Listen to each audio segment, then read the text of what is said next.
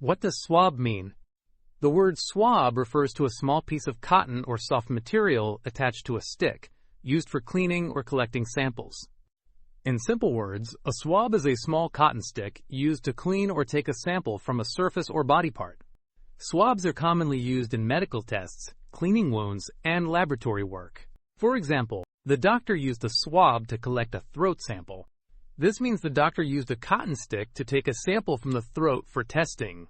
Swabs can also be used to clean small areas or apply medicine.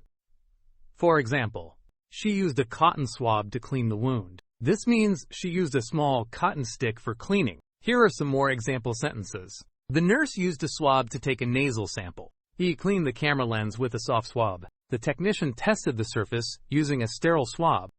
Some similar words for swab include cotton stick, cotton applicator, or sample stick.